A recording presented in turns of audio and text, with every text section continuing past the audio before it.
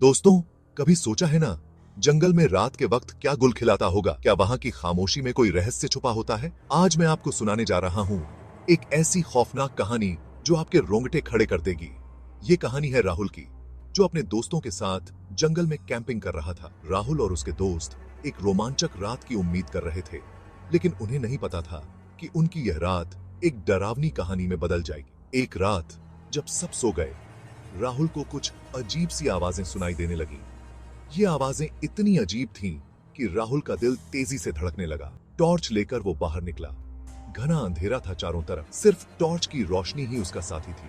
धीरे धीरे वो आवाजों की तरफ बढ़ने लगा। जितना आगे बढ़ता, आवाजें उतनी ही तेज होती जाती। हिम्मत तो जवाब दे रही थी, पर दिल की धड़कनें उसे आगे खींच रही थी। अचानक सामने एक बूढ़ा पेड़ दिखा और उसके नीचे एक अजीब सी शक्ल। टॉर्च की रोशनी उस पर पड़ी।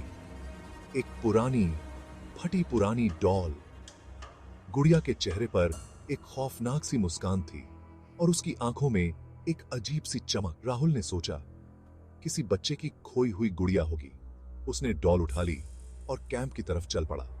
पर जैसे ही कदम बढ़ाए, उसे लगा कोई पीछे आ रहा है। मुड़कर देखा तो कोई नहीं था। सांसें तेज हो गईं राहुल की। सोचा शायद वहम होगा, पर फिर से चलना शुरू किया तो वही आवाजें सुनाई दी। इस बार और करीब से राहुल भागने लगा। जितना भागता, आवाजें उतनी ही पीछे आती। अचानक पैर में कुछ फंसा और वो जमीन पर गिर गया। सामने वही डॉल पड़ी थी। आंखों की चमक और भी बढ़ गई थी। डर के मारे राहुल ने गुड़िया फेंक दी और दोस्तों के पास पहुंचा। सबको जगाया, पूरी दास्तां सुनाई। दोस्त बोले, शायद कल्पना होगी, लेकिन राहुल जानता था उसने जो देखा सच था।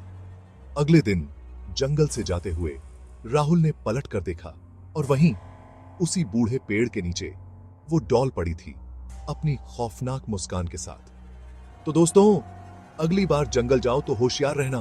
कौन जाने वहां क्या छुपा हो।